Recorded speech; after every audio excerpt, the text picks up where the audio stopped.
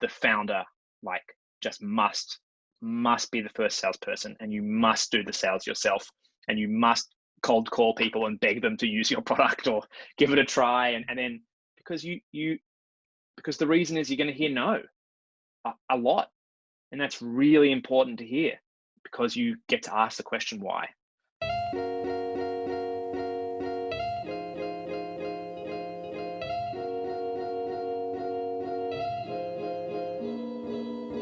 Hi everyone, welcome to episode 112 of the Startup Playbook podcast. I'm your host Rohit Bhargava, and each week I interview successful founders, investors and subject matter experts on how they got started, the strategies they use to succeed, and their advice to current and future entrepreneurs. I'm delighted to have Mark Tanner, the co-founder and COO of Qwilr, as my guest for this episode. Qwilr launched in 2014 to build the future of how businesses communicate online. In 2017, they raised $1.5 million in funding, and since then have grown from 15 to 40 people, have expanded into the US and Europe, and have seen their revenues double year on year. Qwilr recently raised a $10.8 million Series A round led by Airtree, Skip Capital, and the co-founder of Typeform, Robert Munoz.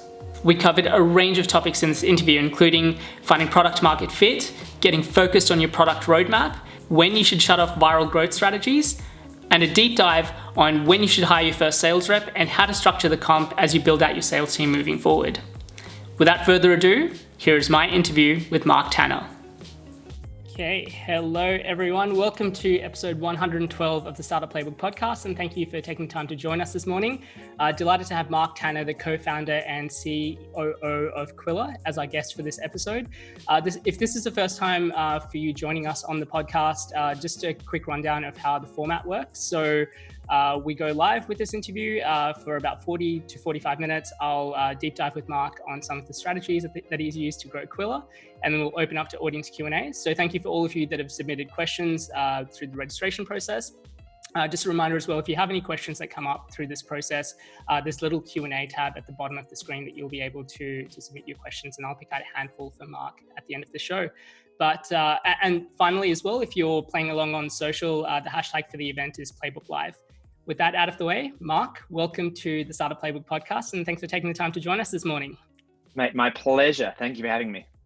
So, Mark, for those people that may not be as familiar with you or your background, do you want to share a little bit about your story and what got you here today? Sure. So, look, my story sort of, starts. I sort of came out of high school having absolutely no idea what I wanted to do. I had a bunch of smart friends who were going to be lawyers, and so I decided, or bankers, and I decided that would be way too hard to ever compete with them, a whole bunch of smart people entering one space.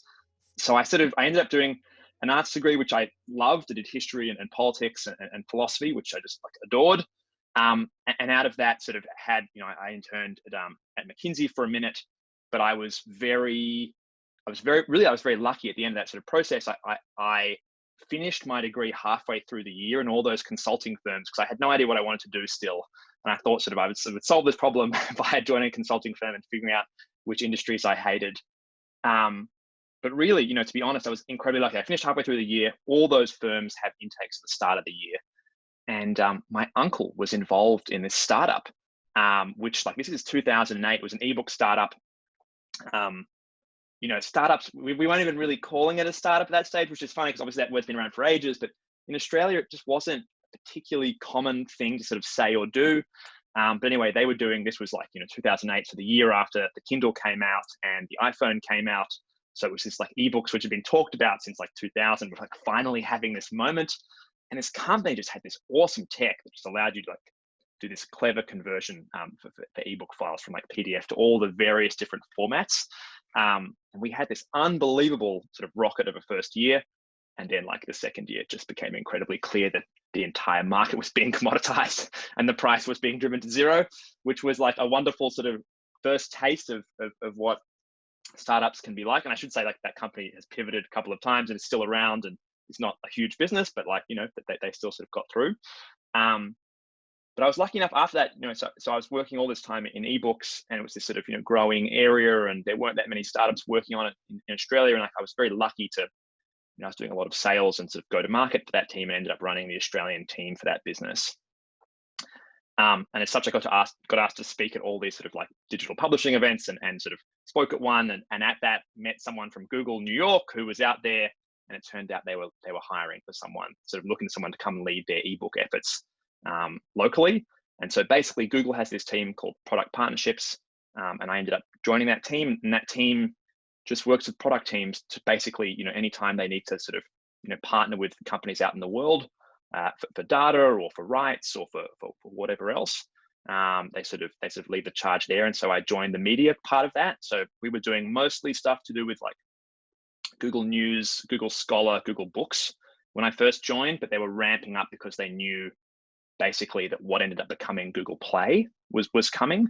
And so got to work with the Android team just from this is sort of around like 2010 to 2013, which was just a wild period of growth for Android. Like and there were people who at the start were like, Android is crap. Like what's like, why would we ever want to do an app for this? Or why would we ever want to partner with you? And you would go back each month with like this graph of just like unbelievable growth. And so we had had a bunch of fun times there. And ended up moving to New York and running some of our largest partnerships out there with like Penguin and Macmillan and Random House and all those sort of players like that. But really, I just had this unbelievable experience with the startup, and I just knew that while Google was fantastic and I loved my like nearly 4 years there, like it was awesome, and I would actually, like I say to a lot of people who want to become founders at some stage, that like really is not bad. Like, you have your Amazon experience. Like it's like working at like big, like these excellent big companies is like actually a fantastic insight for a lot of founders to sort of have that understanding of what the other side looks like where you would like to get to one day. But it's not the same. And so I was sort of very ready after 4 years to come back to Sydney, and then B, to sort of get involved in a startup. And that's sort of where Qwilr entered my life. Yeah, I think, you kind of mentioned that you weren't really sure what you wanted to do, and it was fortuitous that your uncle was running a startup at that time. Back in 2008, you're right. Like, I don't think that, I can't remember anyone really talking about startup as a word. I know personally for me, like it wasn't even a consideration that it was a career. Like I knew that I liked doing these things. I didn't even know how to describe what it is that I did. But Yep. it's really, really interesting. Like, and obviously you spoke about, there was massive highs in the first year, and, kind of the second year was almost the total opposite of that. I'm sure there's a lot of people that are going through that process now, just kind of given everything going on with COVID as well. What was some of the takeaways for you from, I guess, experiencing that with your uncle's startup in terms of, seeing kind of the highs and also seeing, the lows when things don't go to plan? I think it sort of spoke to me the premise. So there's a nice series of blog posts that I'm sure a bunch of people have read, sort of by Mark Andreessen, about like product market fit. And there's a follow-up series of ones that he has where he talks about like market being kind of the dominant part of that. Like it's like if you've got like, great founders, terrible market wins. If you've got terrible founders, great market wins. Like it's this sort of, sometimes there are this thing. And to be honest, that first year we were in this moment of just like, there were the tech that we had. So there were like multiple different formats there. Like BlackBerry had a format of ebook, Microsoft had one, Amazon had one. There was EPUB, which became the dominant sort of, non-Amazon format. And there was another one that I'm forgetting. These 5 formats, and it was this really painful, expensive process to convert one to the other. And we had this sort of middleware that allowed you to sort of do this thing. Anyway, it was just like the perfect product market fit for this moment. And like we could do it much cheaper. We could have great margins. And I was just like cold calling every single publisher I could and doing everything I could to get in front of them, and just like closing deals, getting them on board, and then like getting their content into these various stores. And we were growing, like we grew so fast on that side. But I think there's also this other side of it where it's like great markets will attract competitors. And then if you don't have, like we had a sort of an advantage of this sort of point, But it was an interesting thing that those 5 relatively quickly consolidated to 3 and actually to 2 that mattered. And then there was just this speed of like the price coming down that it sort of became clear that it just wasn't going to be a forever thing. And I think that, again, it's just like, you need to be real about the market that you're in. And that was like a real sort of slap in the face in both directions for me. It's sort of like, I think like I haven't had an experience. I mean, to be honest, I mean, Android was a little bit like that in a way. And that sort of, that real, there is that thing with product market, like when you have it, it's like, it's like pretty obvious. Like, it's like, you can be like, oh, this is going out the door. Like, we are selling a lot of this. And I think we have real clear fit here, and there's a real demand for it. And I think that, I think you just need to be aware of those realities. And I think that right now, like, with COVID, like there are like parts of our customer base at Qwilr where it's just like, oh, like this is like hospitality and events. Like, it's just, you have to go into hibernation. And I think that if you're selling to that market, it is you yourself have to go into hibernation. And I sort of, it's a very funny time. Actually, I'm not sure if there is like a perfect sort of link between the two, because it's almost like the market's been put on pause. Like, it's like, there might be this great product market fit, except the market which existed in the past and will exist in the future right now doesn't exist. And so I think that would be a very strange and stressful place to be in if you're in that side. Yeah, I think what's the saying, that if you have to ask if you have product market fit, you probably don't have product market fit yet. That's probably the case. How conscious, like, I guess off the back of your experience with your uncle's startup, how conscious was that decision then to take a role with Google, or I guess to get that sort of other side of the experience under your belt? I mean, I think at the time it wasn't that conscious, really. It was, if I'm honest with you, it was like me being very aware of what the market was doing, and also looking at Google, which in 2010 was a pretty awesome place to work. Like, it was a pretty, like, if I was in my 20s, I was probably much more status obsessed than I think I am now, than I pretend that I am now, at least. But like, I think it was a pretty high status job. It was an exciting place to work. It was new, as you say, like, let alone working in a startup, even working in tech wasn't really on my mind when I was leaving high school. Like, sort of like, it just wasn't a thing that I really thought was like a possible thing. But it was clear to me it was like the most exciting area to be. And, I had this great experience at this startup, but you kind of want to know what great looks like. And you do want to be around the best people and sort of learning from the best and be challenged. And I think that, yeah, Google was an awesome opportunity on that side. And so I did always know that I would love to start a company. Didn't really know what in or anything like that. So I thought, like, building some time around, again, like what excellence looks like and what greatness looks like, and how. And I was so lucky to get to work, tangentially with the Android team, because, like, wow, like, completely insane, like, stuff, the deals we were doing when I first got there, and the deals they were doing, like, a year or two later, or 3 years later, or whatever else, were just these like huge, like, billion-dollar deals that were just like, oh, like, that's insane that I've met someone who is now doing this like deal with Samsung that's worth so much money. And I think to sort of have that experience, is really valuable. And I'm sure you have that sort of that same side. The flip side is, though, is like, that can show you what great looks like, doesn't necessarily show you the path to get there. But I still think having a sense of what that can look like, and how that can work, and just also like what operational excellence looks like, what a really well-run sales team looks like, what, like, I mean, and there's also parts of Google that are poorly run, but I had an approval process for one deal that had 15 approvers around the world, which was just like the most hectic nightmare of all time.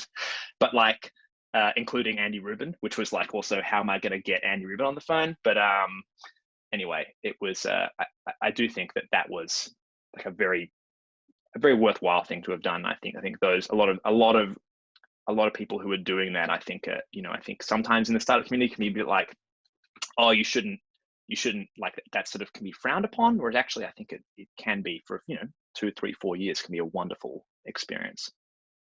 Yeah, obviously we'll get into this a little bit deeper, but I think one of the things that often gets overlooked with running a startup is it's not just about the idea, and it's not just about kind of building people along. It's about the day-to-day sort of operational experience, and how do you structure things, and how do you unfortunately build like processes and structures around things as you continue to grow from, I think you've grown from 15 to 40 people as well. Like it's things change, unfortunately, over time. So Mark, like again, kind of diving back to the start of Qwilr, I know that, every startup has a unique founding story. You probably have a more unique founding story than most. You want to talk a little bit about how, I guess what the beginnings of Qwilr were like?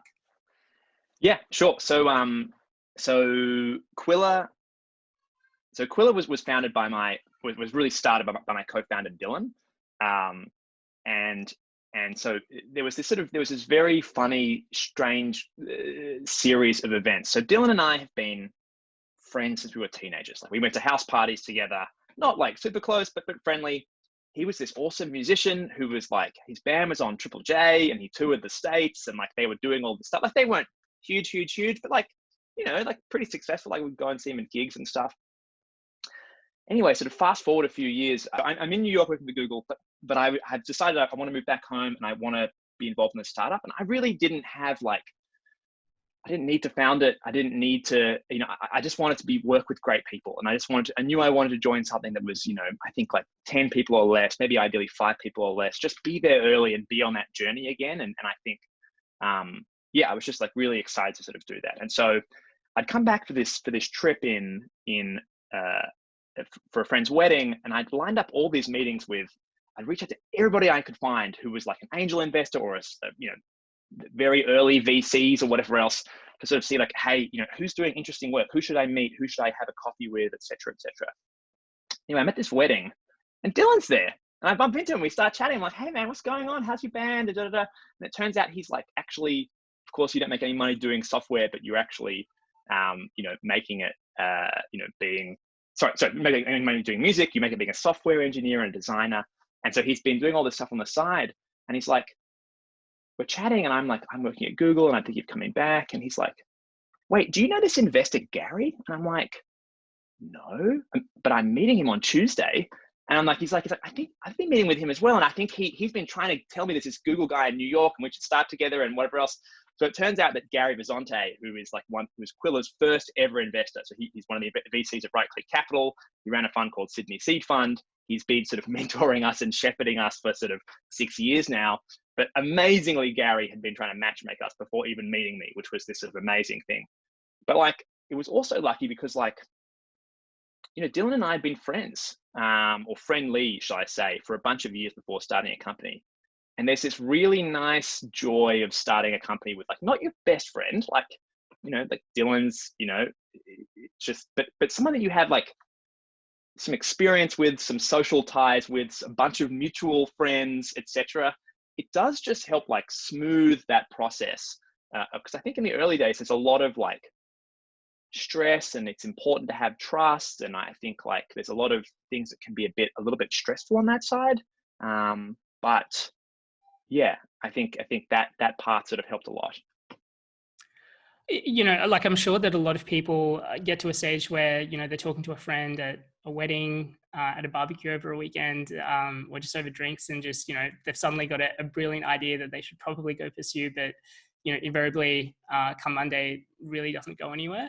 What did that process look like for you and Dylan following on from that weekend? Like what were kind of the beginning stages? How did sort of things get started, and where did you kick off from?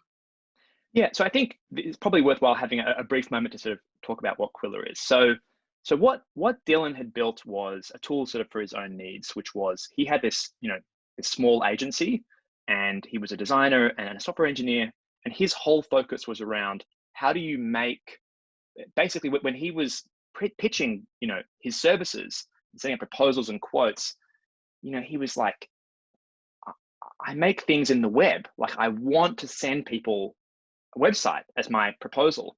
But like back in 2012, spinning up a website was this incredibly slow and painful process. So the first real version of Qwilr was a series of bash scripts that allowed him to like reuse content and do clever things and bring it onto the web. And so we didn't have to go in this space of like doing his pricing in Excel, doing his copy in Word, take them into InDesign to make it nice, send to the client, have them want changes, then having to like break it all apart again and re-put it back together, and like, as well as just not being, in his mind, like as impressive and as interesting as the web sort of version. And so he really built this basic little, web page builder that allowed him to sort of spin up these docs. And he had this like famous origin story for us was he was pitching the head of Saatchi and Saatchi New Zealand. They had a call in the morning. In the afternoon, Dylan sent them a website for a proposal, and like the MD called him, was like, how the hell did you do this? Like, is this a product? Can we use this? Dylan had started his own startup like back when he was 19, which had been a complete disaster. So Dylan was like, no way, I'm never doing that again. But it was like a mobile shift rostering company before the iPhone. It's one of those ideas that's just like, wonderful idea, terrible if you don't have an iPhone. But basically, so we'd had this sort of core idea. And so I think from my side, when I saw what Dylan had built, which was really a way for non-technical people to create simple web pages from scratch, like it was a sort of a WYSIWYG editor, and you could very quickly and easily spin up a web page.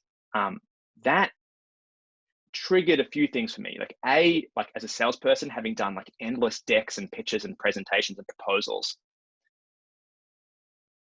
if you reimagine like what the web can do for that, it is like genuinely very exciting.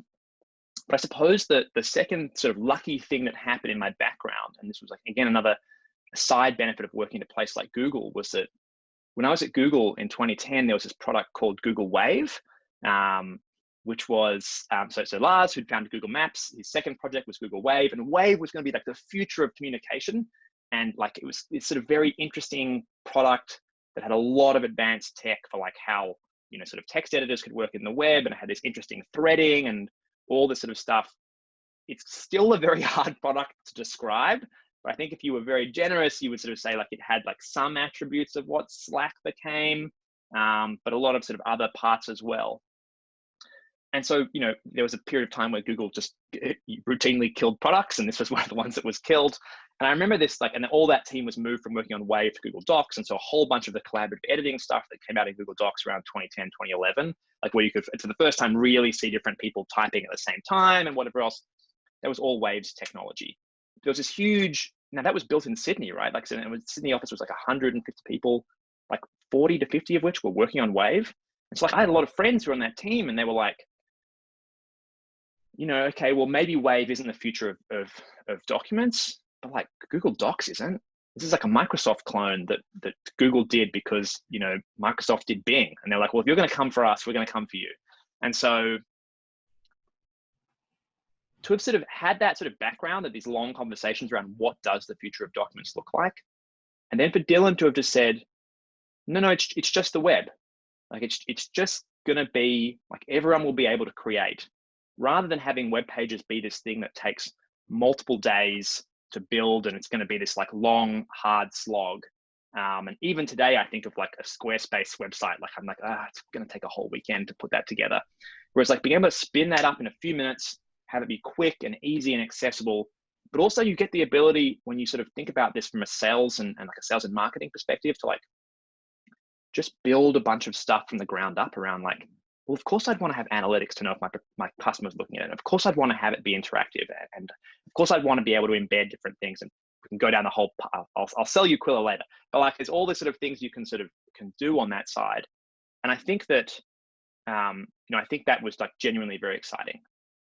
On the flip side, to sort of get back to your question, like, so I thought it was an awesome space to be working in. I thought the market was potentially gigantic.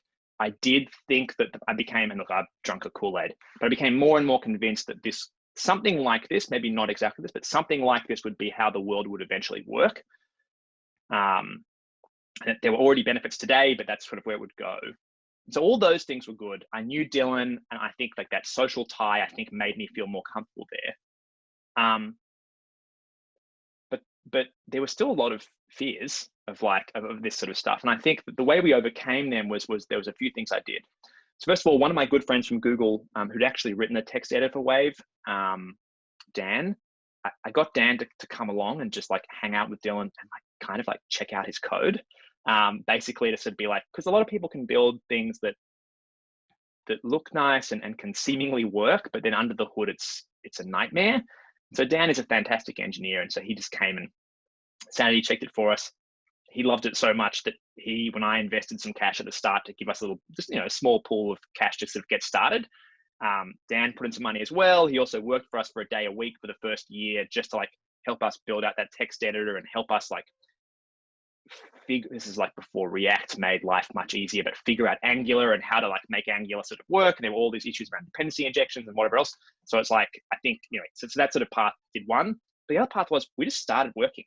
And like, I'd left Google, I had a bunch of money in savings.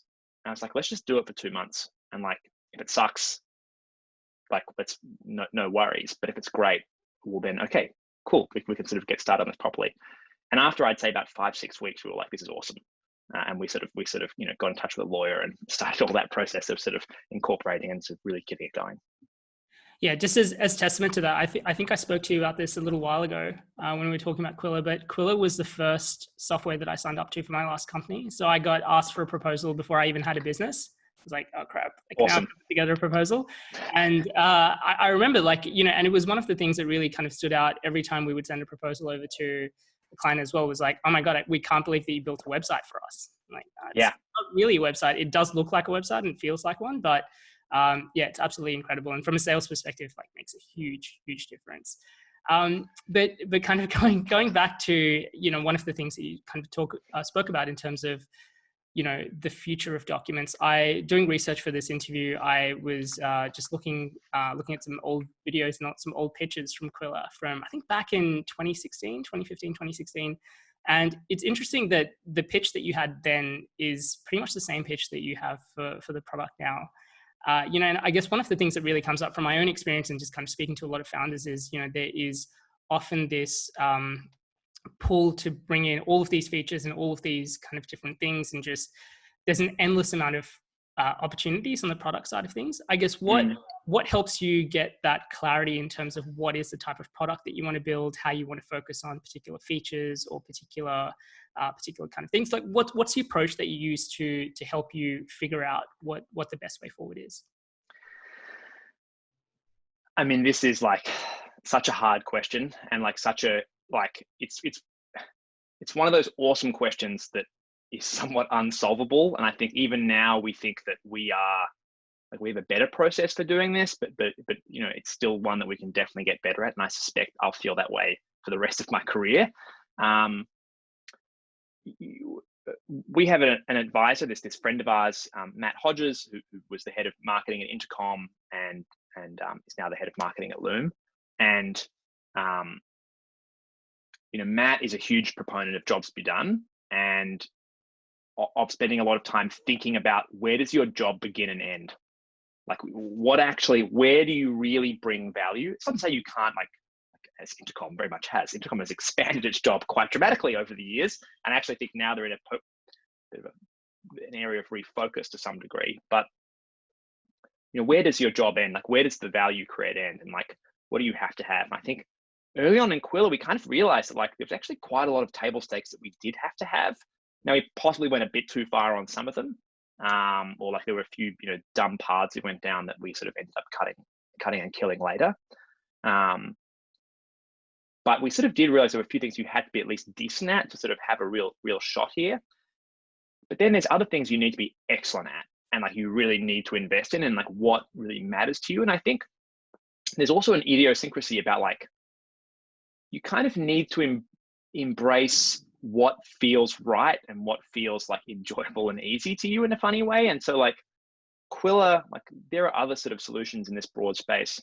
Qwilr is by far the most like webby, like the most website based, and by far, I mean, like, listen, again, you guys can check it out for yourselves, but by far the best designed.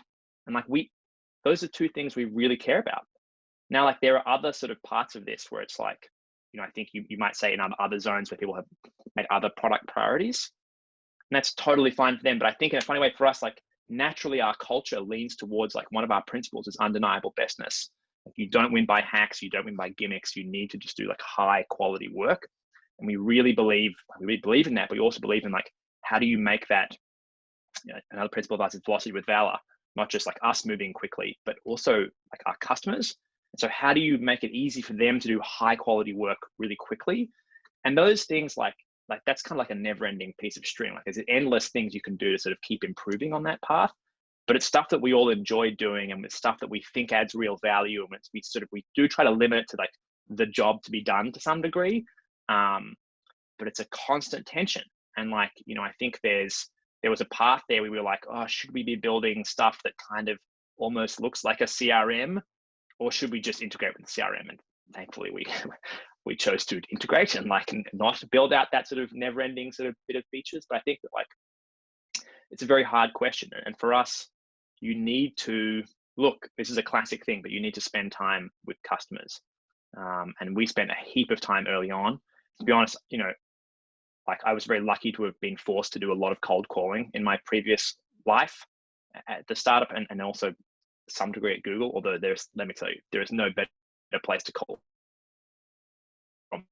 than from Google, or at least back in the day, people would actually answer the call and pass you through. But yeah, I think that it's an evolving sort of challenging thing, but it is one where we did spend a lot of time early trying to be like, where do we actually add value to our customers and understand how they're using it? And I think that we haven't been perfect on a lot of stuff, but we were decent on that side.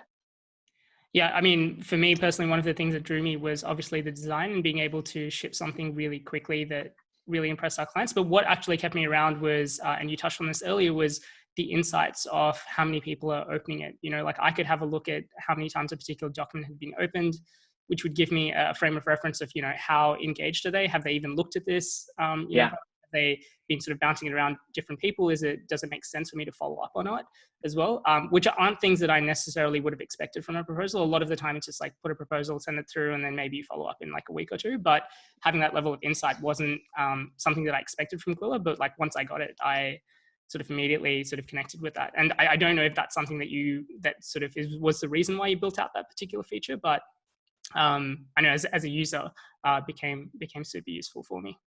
No, I mean, thank you. And I think that, look, I think when we spend a lot of time thinking about this, and this is why I think, our pitch sounds similar today to what it did previously, but what we spent a lot of time thinking about is, okay, how should documents act in this modern world? And what sort of are the core things that matter? And for us, the core things that mattered were, I think, we basically thought that like, file-based documents in a PDF, PowerPoint, Word, that in this modern world, they were like slow, dumb, and ugly was our three things. So to start with ugly, it's, I think there's a tension between, you can make those documents beautiful, but it's hard, and it often requires a skill set, in design or whatever. And there's also often a tension between like, you want to get a proposal off to your potential client very quickly, but you also want to look good. And like those two things are sort of at odds with each other because it takes a long time to make something look good. And so we spend a lot of time investing in that side. I think that on the dumb side, there's this, files are sort of built out to be like islands. They're islands of content. They don't connect to anything else. And like, it was this amazing thing that everything else in our world, and this was true when we started the company back in 2014, but it's like doubly true today. Like everything is in the cloud. Everything is SaaS based. Everything is interoperable. I know like all the integrations or zaps or whatever else aren't always perfect, but like broadly speaking, like, your CRM should speak to your accounting system, should speak to this, blah, blah, blah, your ERP, etc. And all the little SaaS tools that live around that, and all of them ping Slack. But like documents just are not part of that in any way. Like they can't pull data in, they can't push data back out, they have no intelligence. And so I think when we sort of thought about that, we were like, well, that is, completely insane. And how do you bring that into that ecosystem more? I think, we clearly take a lot of inspiration from e-commerce, right? Like, why does B2B selling still look like a PDF and a PowerPoint where you get sent a PDF? Like, at the end of this process, you get sent a PDF, you have to print out, often write in a bunch of info, scan that back in. Someone on like the business side hand types the handwritten stuff back into the system, and then they produce an invoice that then gets sent out and gets paid later.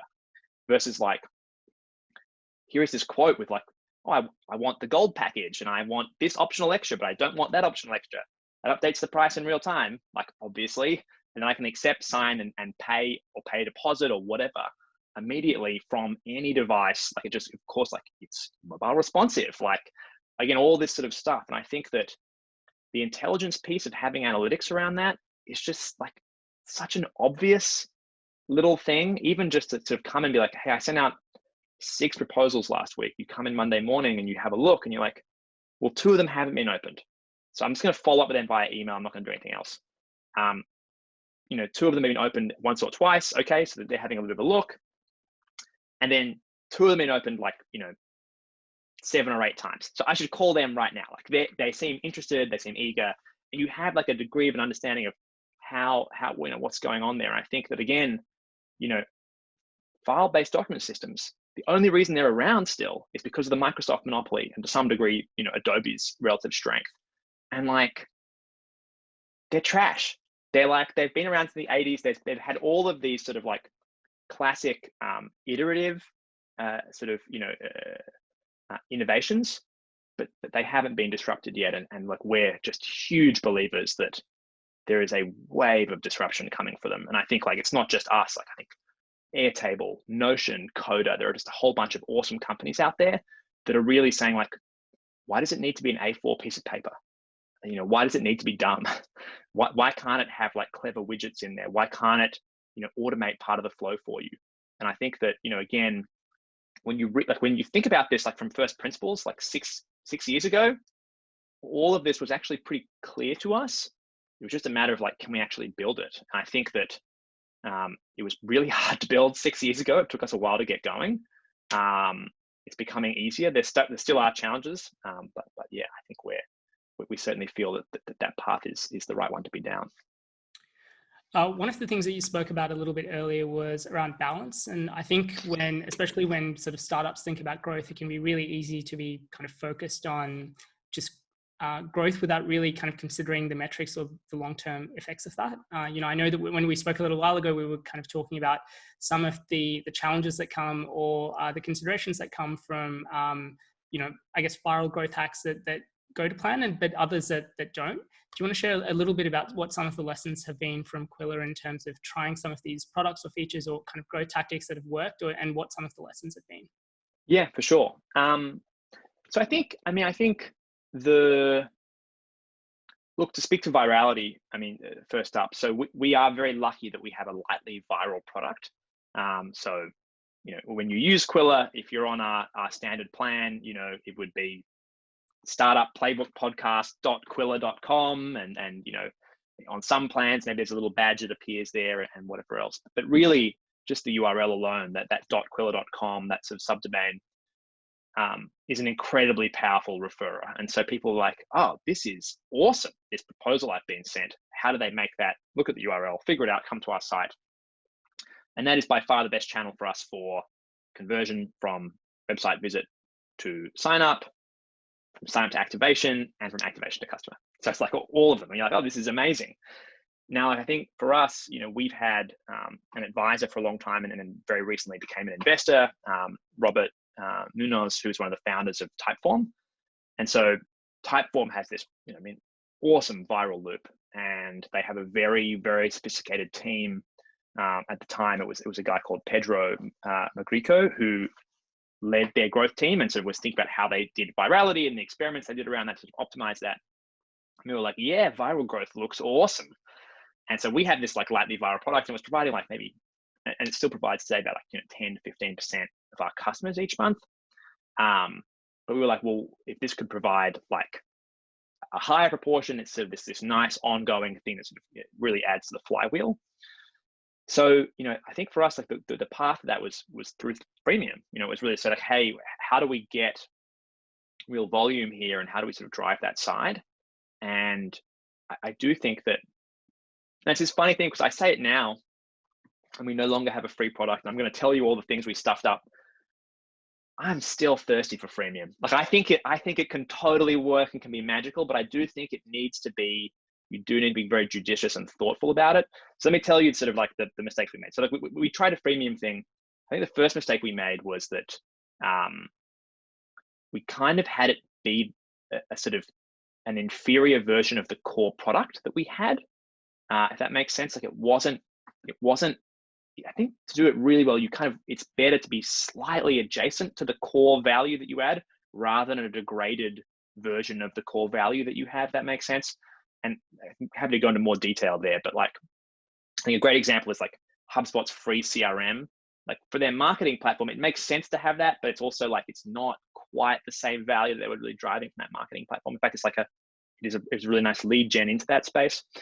So look, we had these outcomes. So the first thing was we turned on free, and the good was viral. Like, we did improve our K factor. We did get a lot more viral leads. And we sort of really did grow that, and we optimized that quite a bit, and we got to a good place. But it wasn't a great place. And I really do think that for virality, sort of magic of like, some companies just have a core underlying like viral nature to them that really is quite powerful, and others don't.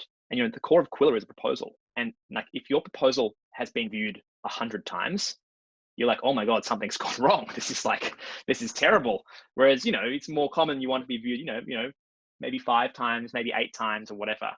But that's like such a core component of what the viral loop is. And obviously you can get around it by having them create more pages or different types of pages, more marketing or whatever else. And so we tried all of that, and we got a bit of stuff there, and we did have some success on that side. But we sort of found that, like, while that was good, we had these sort of other impacts. So I think the classic one for us, is pretty straightforward, is like, look, our sales cycle time, we used to have a 14-day hard trial, and our conversion rate was, our average sales cycle was, I think, 15 and a half days, as in like, basically just after that trial ends. And that grew to about from 15 and a half to like closer to 90 on that, in the average sales cycle time, which is like, and that's the average, right? So there's like people who are doing it at like 180. And as a startup, that's actually kind of stressful, because you kind of want to move fast, want to book revenue quickly, you want to sort of move on and iterate and test things. And it elongates your testing cycle. It's a whole bunch of sort of negative stuff on that side. But really for us, the biggest one was like activation. And I think this is the core thing that I think you need to be, at least for us, you need to be incredibly careful of, which is, there's something magic about a trial where it's like, I only have this for a brief period. And the amount of time that people spent in the app in the first session trying to click around and figure it out and actually grok what Qwilr was and have a play and if not get a first proposal out to someone, at least build a first page, share it with someone internally, play around with it a bit. That average first session time dropped quite dramatically. And the average like number of like, just like literally counting the clicks that people made inside the app dropped as well. Because I think they were like, oh, it's free. I can come back and I can figure this out anytime.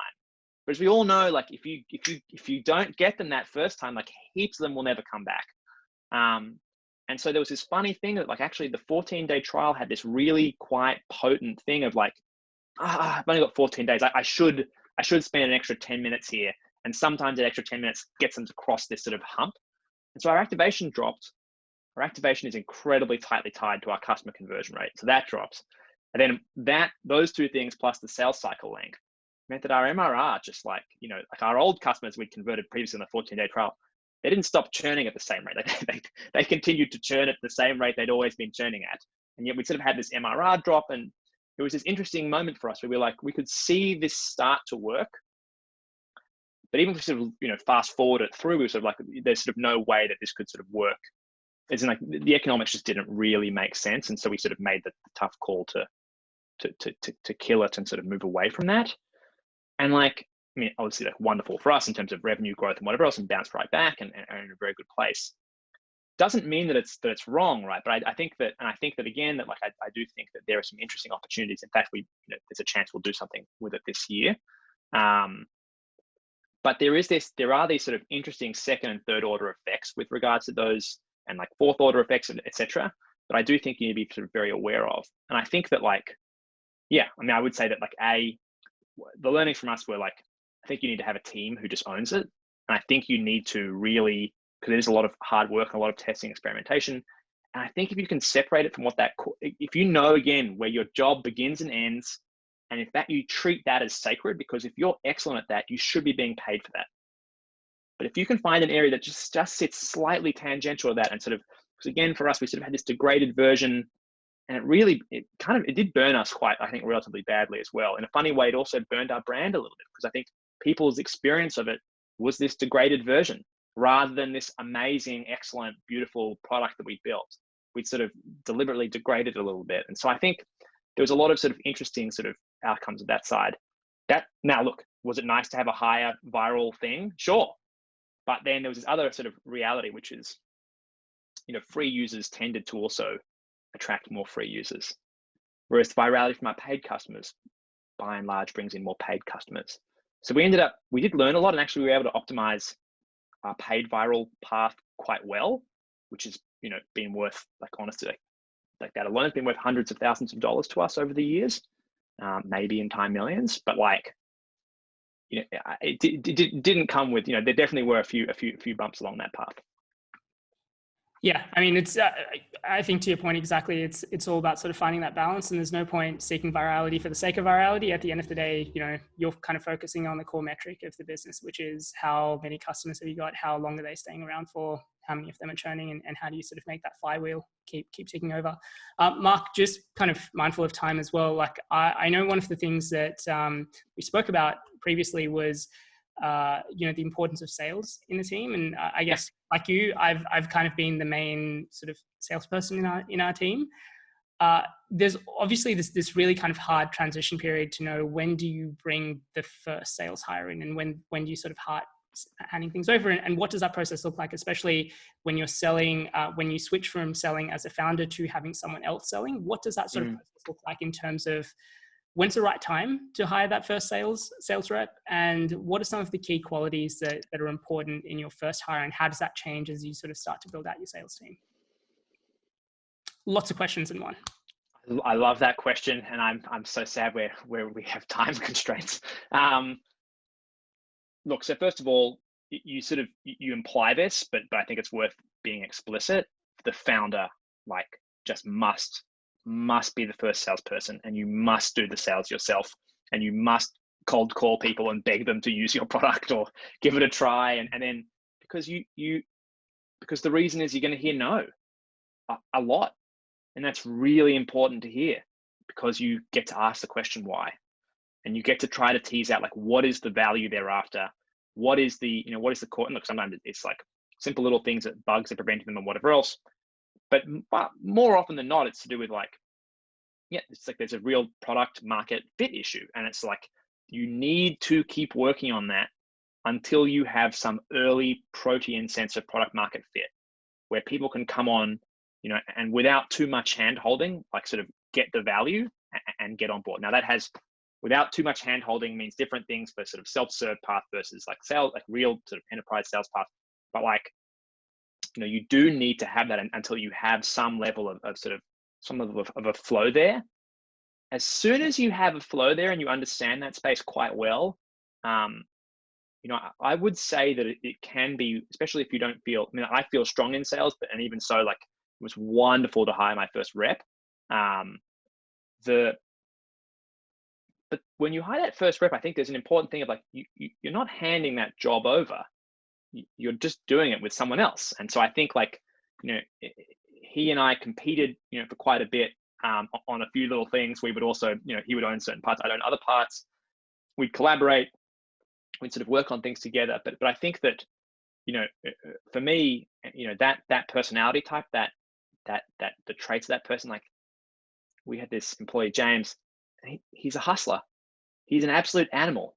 He was just he'd worked doing a bunch of cold calling previously, on really pretty hectic month by month quota, you hit the quota or you're out type companies.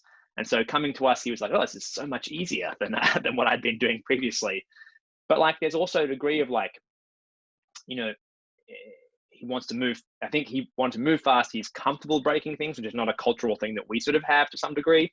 But he really was pushing the envelope and pushing us, and sort of really wanted to get as much as possible as quickly as possible. Now, the reality is that, he was a full stack rep. So he was doing outbound, he was doing management, he was also doing some level of customer success and onboarding. And like, I think the reality for those people often is inside a company is that like they work wonderfully for a year or so, maybe a year and a half.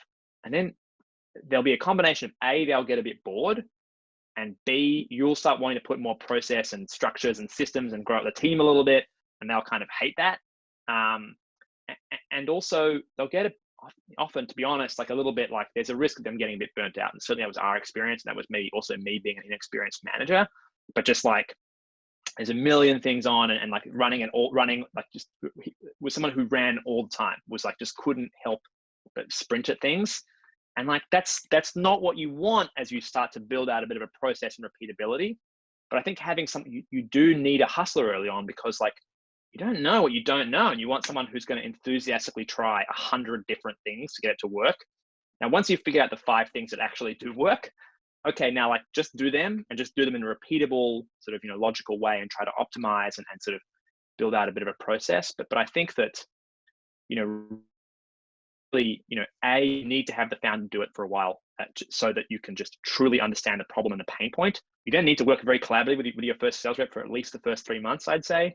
And then from then on, have them just go, and just incentivize them to be as, to push as hard and as fast as they can. And they'll like, there were some blow ups about product stuff and whatever else. Like, I don't want, not too many, and there shouldn't be too many, but there were, because there was real sort of energy on that side. And I think that's, when you have your first one and they're great, like he made such a meaningful difference to our business and our trajectory.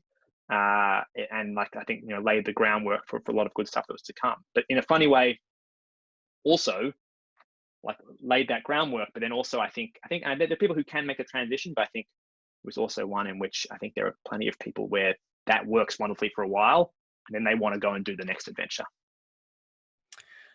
One of the difficult parts for startups, especially when hiring sales teams or sales reps, is having an effective kind of comp structure in place. I know this is kind of a never-ending question, and there isn't kind of one size fits all.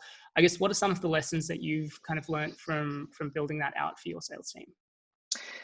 I think SaaS is actually pretty good for comp structure. So I think there's a bunch of pretty simple rules you can follow. We just do it as a multiple of MRR brought in. And so that way, with a clawback period, that's pretty straightforward. So, if you sell them a monthly plan or a quarterly plan, and they churn after 3 months, or they churn before the next payment on the quarterly plan, you claw back any payment that was made to them on that side.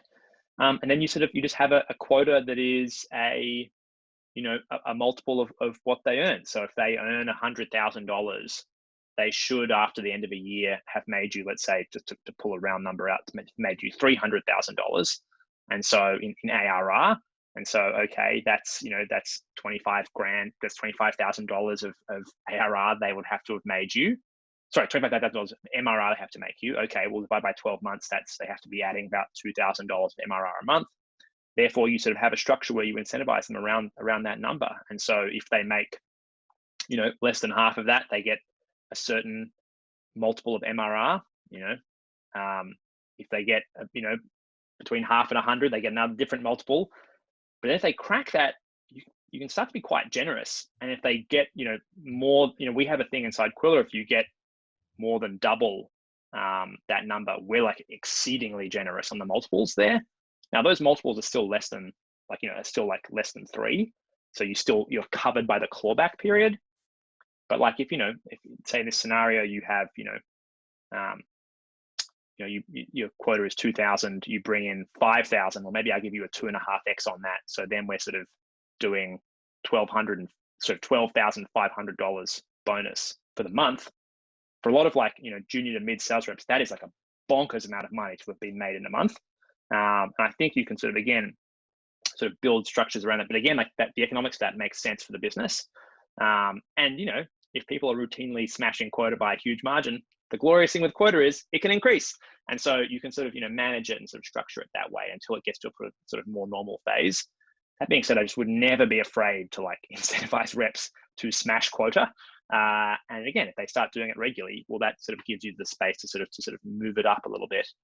But the great thing with SaaS is, again, you can protect yourself by paying out a multiple of MRR, because that's the MRR, that's that revenue you're booking. And so then it also becomes a relatively easy way to sort of have that structure within your CAC and understand how that part works. And also you can think about financing it in interesting ways as well. Final question from me before we shift to audience Q&A. Mark, so you touched on, and I'm a firm believer in this as well, like I think the founder should definitely be going out and being the first salespeople in a team. For individuals or for teams that doesn't come naturally, like had experience with sales previously, are there any particular sort of resources, blogs, books that you recommend for people starting out in sales? There are actually a lot of great books about sales. Great. There are a lot of good books about sales. If you have any questions, I honestly people can like DM me on Twitter and I'll happily share a list. I would say the ones that come to mind, it depends on your style. There are some classics out there. I mean, to be honest, like, things like there's a book called Influence, which I think we've been doing as a book club about Qwilr, which is more about sort of psychology, but sort of speaks to a lot of that sort of side of sales. How to Win Friends and Influence People is a classic. But really, I think, for modern sales, there's a book called Spin Selling, which is an old school one if you want to understand the history. But really, like the Challenger Sale or Sales Management Simplified, or New Sales Simplified, I should say, rather. A Challenger Sale is very much a sort of HubSpot sales technique that I think works quite well. Teams from Salesforce and HubSpot, have written great books. Like there's the Sales Acceleration Formula, which is like the HubSpot sales method. There's Predictable Revenue, which is the Salesforce sales method, or it was at the time the book was written. There are a fair bit of like good resources out there. I think though that if I'm honest with you, I would say that just look at a few different books and find one that looks interesting and that you actually think you might enjoy, and then just read that. And then I think the most important thing is just to reach out to someone who does sales. There's going to be someone in your family or friends or extended group of friends, or a founder or someone else who is comfortable doing sales and who thrives in it, and just go and ask them for their advice and their help. And just, if sales is pretty simple. It's just about trying to understand your customers' needs, and I think highlight the pain point that you're looking to solve, and then finding out if there's enough pain there, A, and then B, if your product removes enough pain there or provides enough benefits. But I think pain is an easier sell. And I think that again, you need, one of the glories of going through sales is you just get comfortable with hearing the word no. And every founder needs to be good at sales, because there's so many things that are a sales process. Recruiting is a sales process. Raising funds is a sales process. Like when you go out to raise from some VCs, like we did our Series A recently, we had a list of 50 VCs in the list, expecting that we would hopefully get, we got like a number of term sheets. But like, our hit rate was less than 10% for term sheets, right? Like, so it's like 50 VCs, I think like 3.5 term sheets. Like that's 90% plus no's. People were saying like, no. And I think as long as you go into that knowing that it's going to be the case, but then knowing that with that no comes hopefully some degree of a learning of like, either maybe you don't necessarily learn too much about their product, but your pitch has gotten a little better, or you figure a new way of phrasing something, or, they say, hey, I would love to, except for A, B, and C. And there are these wonderful customers out there early who never buy your product, but give you awesome feedback. That can sometimes feel a little painful, but actually they're doing you such a favor. Feedback is a gift. And I think that if you can try to have that mindset of like, what I'm doing here is trying to learn and understand, and like, if I get a sale out of it, amazing, wonderful, what a bonus as well. If I'm really trying to do is just get deeper on this problem space and understand the pain, understand this customer area, and understand, is this the right market for me? Have we positioned this correctly? I think that's like that's the magic, because if you can get to that point, that's when you start to, that's the first step on the path to product market fit. But I would personally say that find someone who does sales and is comfortable with it, and sort of have some time with them. Maybe you're doing role playing sessions, maybe they can coach you a little bit. I think that's, at least for me, that was how I learned. Great advice. So we're just going to switch tact and move over to audience Q&A. So the first question comes from Rupert Turner. Hi, Rupert.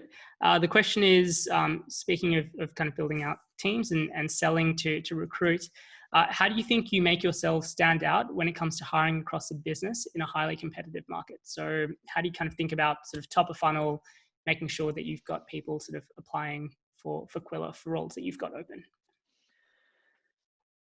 Awesome question. My answer to this is funny, because so half of our company is remote, and this used to be a real advantage. Now everyone's doing it. But I do. There are a whole bunch of remote job boards out there. We used to. So for all of our go-to-market teams, they're all where our customers are. So they're largely in the US. There's some there are some in Australia, but really most of our go-to-market teams over in the States. We would put there's these various great job boards like We Work Remotely, etc. And I think you would just find that you put up a good job there, and we obviously put some effort into the JD and making it, do it in Qwilr, make it look nice, blah blah blah. But we would get routinely 300 applicants for these roles, of which 200 would be silly. But then it'd actually be 100 that would be at least of decent threshold, and then maybe we'd usually be 10 that are really good, and then you'd end up speaking to 6 or 7 of them and make good hires. And we found it to work really, really well. Now I wonder if any competitive advantage there is sort of shrinking by the second. I think the pipeline locally is a challenge. There's this early phase of startups where you just you're trying to hire your friends and or anyone and whatever else. The way we think about it now is knowing what we want to hire for in the next 6 to 12 months, and start building relationships, and sort of working on that side. So we've been speaking to, we knew we would want to hire more product managers a while ago, and people in that sort of broad space. And so we've been speaking to a lot of great product managers over the last while, same with PMMs as well. And I think you can sort of just build a pipeline of people who you just have had coffees with, who you're friendly with, who you can get advice from, and it may be them, but it also may be someone that they've worked with previously or they know or whatever else. And I think that I'm speaking more about senior roles on this side, but I think that's a decent path in that path. There are certain parts where you actually don't need to have a heap of I think it's you can build a training program to allow you to have to accept a pretty broad range of candidates coming in. I do think that sales, and to some degree support, with the right leadership and the right training and onboarding, you can kind of take juniors and make them excellent, enthusiastic juniors, and make them excellent quite quickly. Depends on the various needs there. And I think there will always be wonderful, young, enthusiastic, hardworking, 20 somethings available. And so that part's relatively solvable. Engineering, product, marketing, it's hard. It's just hard. And there's no sort of real solution here. We're doing some work at the moment, to be honest, being on this podcast, there's part, in my mind, a small benefit to me is that hopefully some new people discover Qwilr, go to our website, play around with the tool, hear me and think that I don't sound like a total asshole, and think, oh, maybe one day I'd like to work there. Or I've got a friend who's looking for, a job in marketing or product or engineering, and hey, you should also check out Qwilr. And so I think that, you sort of, we do a few things like that as well to try to sort of get some degree of awareness of our company out there. But I'm sorry that those are all very deeply imperfect answers, Rupert, because it's hard. It's hard, and especially for roles that are very competitive. That being said, we're at an interesting moment right now. If you're hiring right now, there are heaps of great people who are there's more candidate flow for sure at the moment than usual. So I think, hopefully if you're able to take advantage of that, there is I would say that, and it's going to be a brief moment in time, but there's a few months where that'll be the truth. And we're well and truly out of time. But I will kind of wrap up with one final question from Alicia Foreman. Shout out to Alicia as well. What forced the most substantial pivot for Qwilr, if any? And what was the reason for this?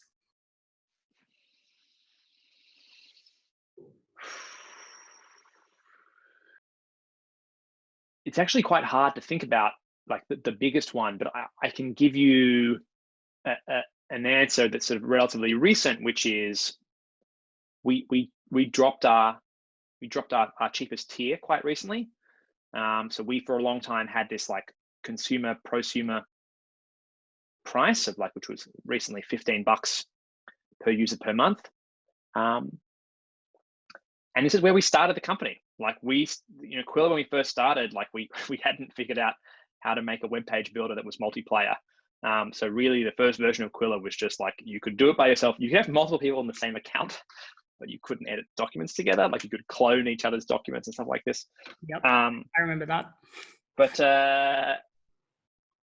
and so we had to sell a product that was predominantly for like individuals and very small teams. But obviously, as we've grown, we've tried to move more and more up market and sort of get up to this space where we're sort of selling to sales teams, which is where we always wanted to be, sales and marketing teams, and large ones. And so, we sort of, I think, I mean, to be honest, it's one of those funny things that like in hindsight, it feels like such an obvious, easy move, because those customers churned quite a lot. They didn't really expand. We weren't really solving a real deep pain point for them. Whereas we really are in this other sort of space, and they weren't actually in a funny way, they weren't actually our true customer. But it's where we started, and we have like thousands of customers who, we obviously all grandfathered in, who are still on that plan type. And I think that, and I think we do, again, sort of talk about that idea of free. We do sort of keep thinking about, is there something in this zone that we could offer where you would get some limited sort of value on that sort of side. But I think that really that was like, it's not a great answer to the question, but I think there is a degree of understanding your customer. And for us, like one of the glories, there are glories and curses of being a horizontal product. And one of the curses is like, we kind of didn't have any real idea of who our true customer was for a very, very long time. Because every dollar was a good dollar and every customer was a good customer. And like, if you were a manufacturing company who used us, it's cool. If you're an agency who used us, cool. If you're a recruiter, cool. If you were, we have like, like law firms and accountants, and it's this whole sort of mix of areas. And I think that pivoting towards like actually understanding who your true customers are, and then also pivoting towards the price points that they value, and also pivoting towards the needs that they have. There wasn't one big bang moment, but I would say that sort of decision to drop our cheapest plan, which has just been a very, very good one for us, was an important step along the way. I hope that's okay. Just I guess diving deeper into that, what helped you make that decision in terms of deciding which sort of customer segment you wanted to really sort of hone in on, or how to sort of refine that if you do have a fairly broad customer base? Honestly, like it's just doing customer segmentation and doing the work of like doing that deep dive into those customers. The annoying thing with SaaS in this sort of zone is like, you don't know what LTVs are for a long time, like a really long time. Like, our bad customers, they're not bad, we love them all, but like our less well-performing customers churn at like 15 months. So like, you can't have any real data on that for like 2 years. So it's just and like to then sort of look back and be like, okay, so which segments were they in? Like our like medium customers have an average churn rate of like over 3 years. So like to get real, like we don't even have real data on that yet. I mean, we got like obviously good indicative data, but like, and like our top tier customers like have an even lower churn rate. So it's like in fact, it's actually more like 4 years these days for that medium tier of customer. So it's like, so I think there is this sort of interesting thing of like, what is that true LTV and what's that true value, and sort of understanding where those areas are and aren't. And sort of, obviously there's, again, we're pretty simplistic. We're just like looking at it by like industry, company size, country. Maybe there's one or two other variables, but like broadly, that's it. And even so, you're able to be like, okay, so like these areas, like at the moment, events and hospitality, having a very bad time. Software, having a spectacularly good time, broadly expanding. Like way more usage, way more sales, like more reps being onboarded, et cetera, et cetera. And I think that there's just a, some degree, the annoying thing with SaaS is like you need to have quite a few cohorts kind of go through to have a real understanding on that side. The nice thing about being horizontal is like we have segments inside our space now that are like doing really, really well. We have segments that are having a really bad time, but we sort of have it's like almost like a diversified portfolio. Like if you kind of want to think of SaaS as being in a funny way, like annuities, we've got quite a diversified portfolio of annuities that we collect on. And, while churn is up all over, there are some other areas that are like, definitely sort of doing better. And I think that, we are moving towards being more focused in core areas, but you don't want to turn off too much of that diversity as well. It's a funny sort of balancing act. But I do think that that in making that transition, and I would say like, I reread Crossing the Chasm over summer. And I do think that like crossing the chasm, to sort of actually go from the early adopters into the early majority, I think it's hard to do that if you're not quite laser focused on a relatively like, it needs to be a big area to be early majority, but still like a much more focused sort of messaging on that sort of side. So we did a lot of work on that side. We've done a lot of messaging work. We've got a lot more to do, but like we have gotten quite a bit better. Hilariously, one of the segments that like Qwilr works just awesomely in, that we like learnt about and we started building out all this work in, is like recruiting, which is, I think, in a meta sense, not having an awesome moment right now. So alas, one day. On that note, Mark, once again, thank you for taking the time to be on the podcast and sharing your insights and experiences. And thank you all for tuning in. Before we head off, just a quick note about next week. So as I mentioned, this is a new format for the show that started about a month ago, where we go live at 8 a.m. every Tuesday. And next week, we have Alicia McDonald, who is the investment principal from Airtree Ventures, and who I think is also one of the investors in Qwilr as well. Very, very excited to have Alicia on. So we'll be going live at 8 a.m. on Tuesday, the 26th of May. I will share a link into the show notes and also add a link to Mark's Twitter account as well, in case you want to DM him for some sales advice as well. But once again, thank you all for tuning in. Mark, thank you for your time. And we'll see you next time. Cheers. Thanks, mate. Bye. Thanks for listening to episode 112 of the Startup Playbook podcast.